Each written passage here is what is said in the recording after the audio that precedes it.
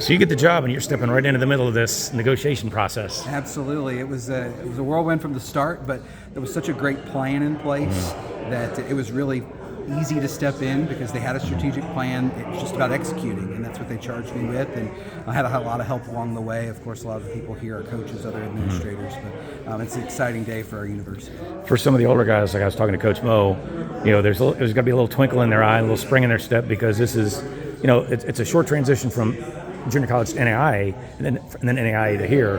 That's a jump in a not long period of time. Absolutely. The university as a whole has been in a little bit of a state of transition because of consolidation, because of name changes and mascot changes. But we have such a rich history, particularly Middle Georgia College, and we were looking to take that tradition and move it forward into a new era of NCAA Division II and the Peach Belt Conference. And I think it just makes all the sense in the world for where we're at right now, both as an athletic program, but mostly as an institution.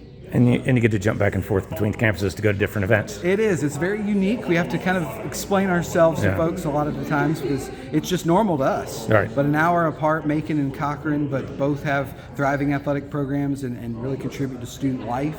And that's really exciting. And it was, told to me very early on in the process here of, hey, this is different than most places. And I look at it like I do most things. If it's a challenge, it's something I want to be a part of and something I want to take head on. So we've got 4 here in Macon. We're adding a 5th in women's track in 2026, and then the 6th in Cochran. We feel like that's the right size for us. Is 11 sports and about 200 student athletes.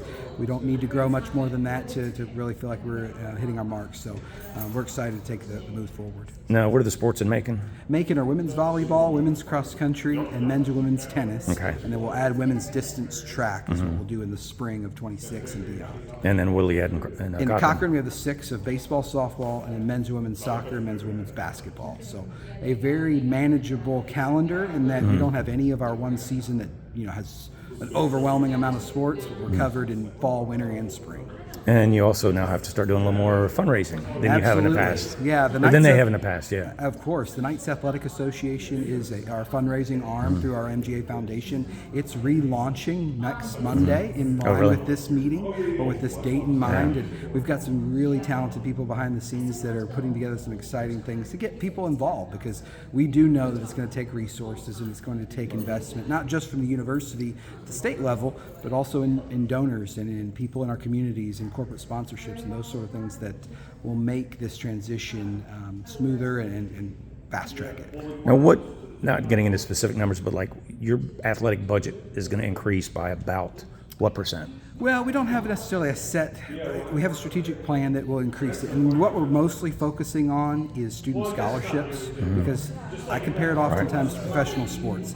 The Yankees don't always win, but they're almost always in contention because they have the highest payroll or one of the highest payrolls. The Tampa Bay Rays may break through from time to time because they're a well-run organization, but their resources don't match up with the Yankees. So we're not the Yankees yet, but we want to get closer to that, and fundraising and building that up is a huge part of that. Going to be closer to the Yankees than Yeah, we hope so. Tampa Bay. Yeah. I want to be more in the Braves, Braves neck of the woods. Not this season. Right. But, we want to operate that with long-term success in mind, and I think that's the direction we're heading. We talk about progress all the time here of, all the cliches you hear, get 1% better, and those sort of things do apply, though.